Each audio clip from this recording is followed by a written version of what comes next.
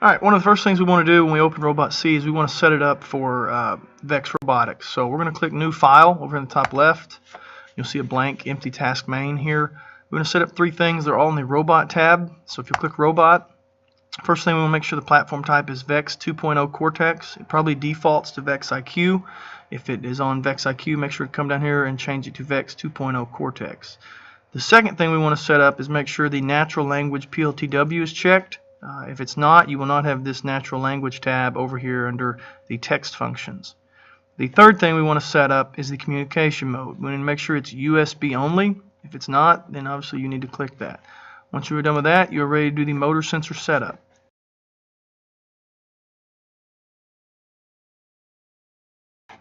Alright, once we've set up the software with the 3 steps we have to do every time we start a new file under the Robot tab, now we're ready to start setting up our motors and sensors. So if you click Motor Sensor Setup right here, you're going to see 4 tabs across the top. We'll start with the right. There's our digital sensors. We could type our own here if we wanted. Analog sensors. Then we've got our motors. We'll never use ports 1 or 10 because they are only available for 2-wire, and we need to use 3-wire motors so that we can use the motor controllers. We're going to go to Standard Models. We're going to change this to GTT testbed because that's what we're learning to code the basic GTT testbed. When you click that, you should see a picture over here of what you should have already built, minus the claw motor. We don't use the claw motor just yet. You can see here where everything's plugged in.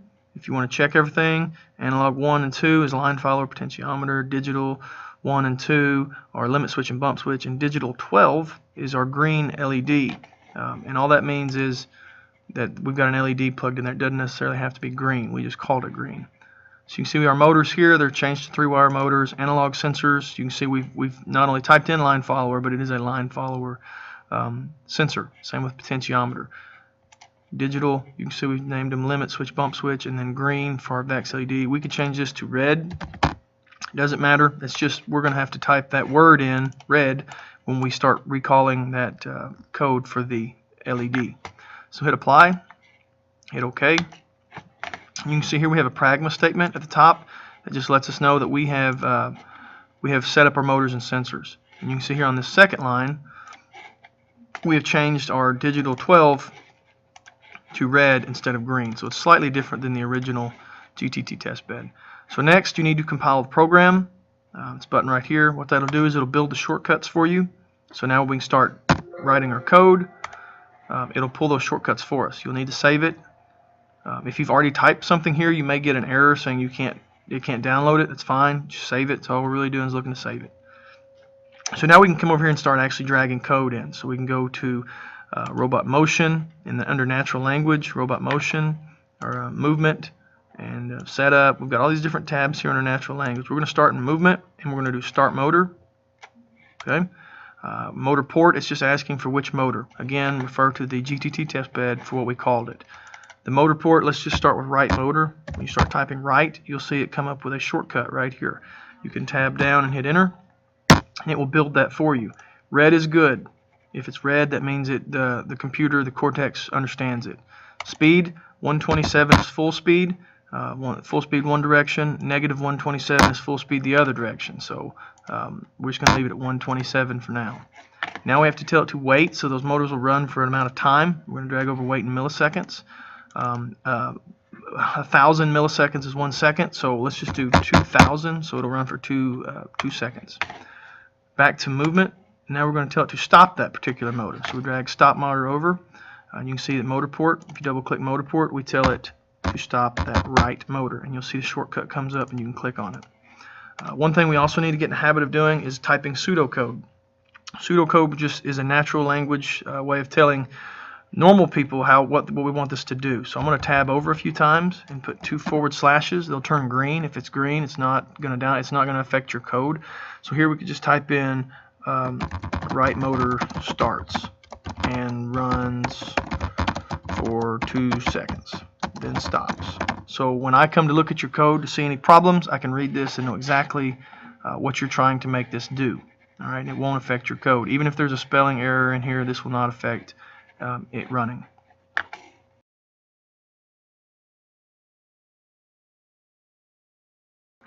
All right, so now we're looking at how we can get these to turn on other than just as soon as you hit the F5 and download it.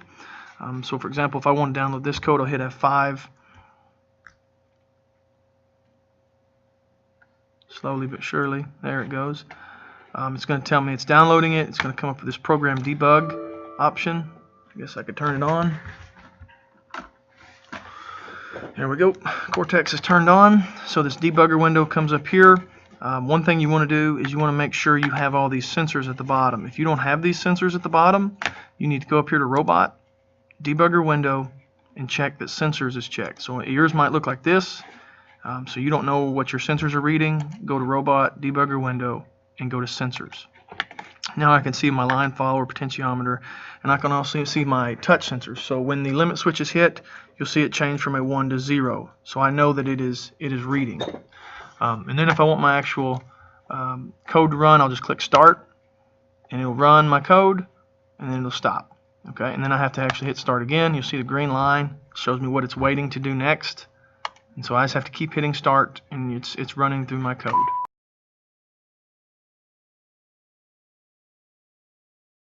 Alright, so our code, we want to make sure that there is a task main open bracket, like on line 6 here, and close bracket that encompasses everything that's going to be in our program.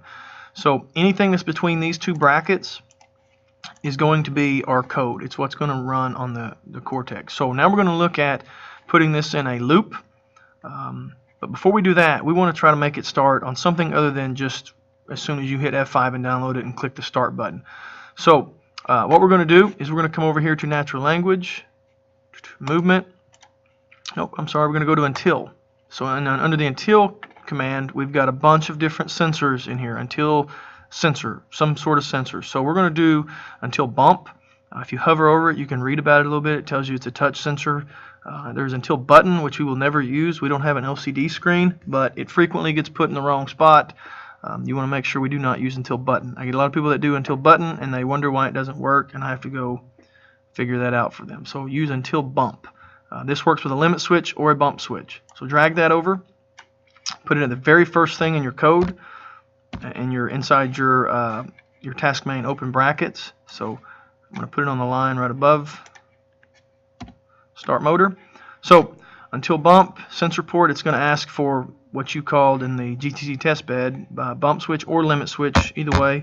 If you start typing bump, you'll see bump switch comes up.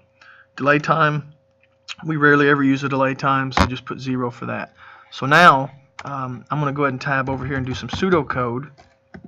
Nothing happens until bump is pressed.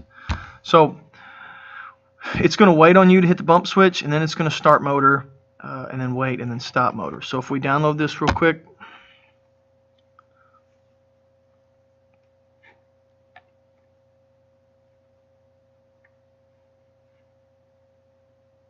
okay, debugger window, I've got all my sensors here. I can hit Start, and it's going to wait right there, not do anything, until this bump switch that is digital 2 goes from 0 to 1. So when I press it, you'll see it goes to 1, and then you'll see it run the code. Alright, but then I have to hit Start again to make it do it again. And every time it's going to do that until I have to hit Start every time to make it run that code. And I don't like that. So what we're going to do is we're going to put this in a forever loop. So I can exit this out now. And what I'm going to do, I'm going to make this loop constantly over and over and over until I turn the Cortex off. So I'm going to go to Control Structures, and I'm going to go down to Natural Language under Control Structures, and there will be a Repeat Forever, the second one down, where it says Repeat Forever Body. Drag that over. It needs to be the first thing in your task main brackets. Alright, so it'll look like this. You'll notice Repeat Forever has its own brackets. So there's task main brackets that encompass everything in the code. Then there is Repeat Forever brackets that is going to encompass everything that you actually want to repeat forever. So this word body is just a placeholder. We don't need that. It's not code. It'll give you an error if you try to download it with that in there. So we need to delete that. And now we are going to put all of this in there because this is our body of our code. So I can highlight it and drag it and make sure it's between those two brackets, or I could just delete that bracket, come down here below it, put another bracket. And if you click Fix Formatting, it'll move your brackets over and line them up. So I've got task main brackets open and closed, repeat forever brackets open and closed. I like to delete blank lines and get it nice and neat. Another good thing to do is don't put your brackets on the same line as your code. So if yours looks like this, that doesn't look very good. It's hard to tell if you've got brackets in the right place. If you ask somebody for help, they're going to have to decipher through all of that garbage. So it's good to just have them on two separate lines. It makes it easier to read. So we've got task main brackets that encompass our repeat forever and our repeat forever brackets. So now I'm going to hit F5 again on the keyboard. I'm going to download this.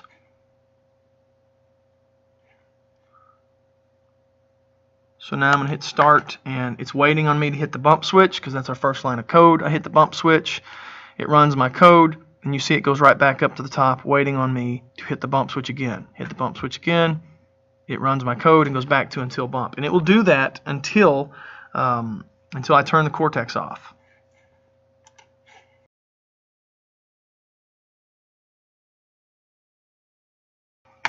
So probably the next thing we do that in this progression that is confusing is to do an if-else statement. So we've got to repeat forever, but now we want to make a choice for us. That's when robotics really gets fun, when you can make your Cortex make decisions based off of the program that you have wrote for it. So what I'm going to do is I'm going to delete all of this, and we're going to leave the task main and the repeat forever, and then we're going to add our stuff back in there. So we've still got task main brackets, we've got repeat forever still in here, and we're going to be working inside this repeat forever area. So we're going to go back to control structures, and there's if statements is a tab there in the middle, and we're going to do this if condition statement else statement. And basically we're saying if this condition is met based off our sensors, then do this, otherwise do the else statement. So drag that over there. It needs to be the first thing inside your repeat forever brackets. Alright, we've got placeholders here. We've got conditions a placeholder, statements a placeholder, statements a placeholder. So first thing, let's work with the if. So here we're going to double click on the word condition because we don't want that, it's a placeholder. We're going to tell it the condition based off the sensors that we want to use. So I'm just going to hit delete on that, but I have to keep my code inside these two parentheses here. So the first thing we want to do is type in sensor value. And you'll see it comes up as a shortcut here, and you'll see it turns purple, letting you know it recognizes it. You could click on that if that makes you feel better. But if our sensor value, now we have to tell it what sensor it is that we are working with. So we have to use an actual bracket, not a curly bracket, but an actual bracket to use that for that sensor. It's the same button, you just don't have to hit shift on the keyboard. So if sensor value, and in this case, let's use potentiometer. So I start typing potentiometer, and you'll see the shortcut comes up. You can double click potentiometer, it turns red, so we know that it recognizes that from our GTT test bed. Now we have to end a regular bracket. So we're saying if the sensor value of our potentiometer, and potentiometer being in brackets here, and so we're saying if the sensor value of our potentiometer, and then here's what we're going to say if it's less than, or if it's greater than, or if it's equal to. I know it sounds silly to be equal, but you have to do it twice. But if the sensor value of our potentiometer, or this could be any sensor, it could be line follower, you can see that comes up, a line follower, bump switch. So with a bump switch, it's a digital sensor, so you're just dealing with, is it equal to 1 or is it equal to 0? But we're going to use some analog sensors, so we're going to work with the potentiometer and the line follower. They're going to give you a wider range of values from like 0 to 4,000, so we want to work with them a little bit for this. So we're going to say if our potentiometer is less than 1,000. So if the sensor value of the potentiometer is less than 1,000, do this. And we've got to delete this placeholder and put our own code here. But before we do that, your statement, your if statement, has to be inside curly brackets, and your else statement has to be inside its own curly brackets. So you need to get in the habit of going ahead and putting those there. And so between these two brackets is where I'm going to type my if command. So let's just say if the sensor value of the potentiometer is less than 1,000, we're going to, let's go to natural language, go to special, turn LED on. Drag that over here. So and it's asking, it says digital port, which can be confusing because you're actually wanting to put what you named it in the GTT test bed. And you can see right here, we named it red. Okay, I know it's in digital 12, but that's not what it means. It means digital, what'd you name it? And in this case, we named it red. You can see when I type red, it turns it red, so we know that's good. And we can also have in here, as well as turn LED on, let's start our motor. Let's do right motor. Double click that shortcut, and let's do -50. And then we'll leave it like that. We could put a weight in here if we wanted to run a certain amount of time, but basically if our potentiometer if we can turn that knob and make it less than 1,000, we want an LED to come on, we want to start the right motor to run at -50. Again, we've got open bracket and close bracket for that if command. Down to the else now, what it's going to do if it's above 1,000. So delete that statement line, we don't need that. Now we have to put our brackets in, an open bracket and a close bracket for the else command that's going to run. And let's say if it's above 1,000, let's start motor, and let's do left motor, and we'll do +50. Okay, so and one thing you could do is what I like to do is while I'm saying start this motor, I also want to say stop the other motor. So stop the right motor while the left motor is at 50. And I can do the same thing on this other one up here. Add a stop motor to the if command and type in left motor for that. So now my right motor is going to be on at -50. My left motor should stop, and then the opposite would be down here. My left motor would come on, my right motor would stop. Alright, so we've got brackets around our if and our else, and I'm going to clean this up a little bit. I don't want a bunch of spaces. I like to keep it all in one view. So I'm going to hit fix formatting. What that does is it lines my brackets up. So we've got task main brackets here. We've got repeat forever brackets here. We've got our if open and close and our else open and close. And I'm going to tab over here and do some pseudocode. If potentiometer is above 1,000, turn on right motor. Oh, I said above, it should be less than. And down here it will be if it's above.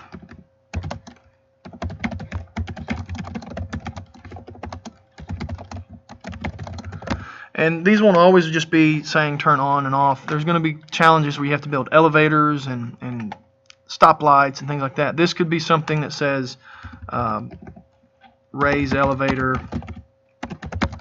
up, letting you know that this line of code should bring the elevator up if the potentiometer is less than 1,000. So it won't always just be repeating basically what your code says. It might say something what the task is supposed to be. So I hit F5.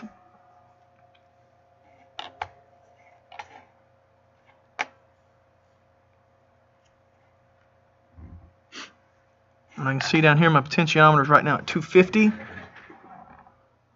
I can turn the knob. You'll see it goes up to 2,000 and then back down. Potentiometers are not supposed to go all the way around. They're not a motor. They're not a wheel. They don't go all the way around.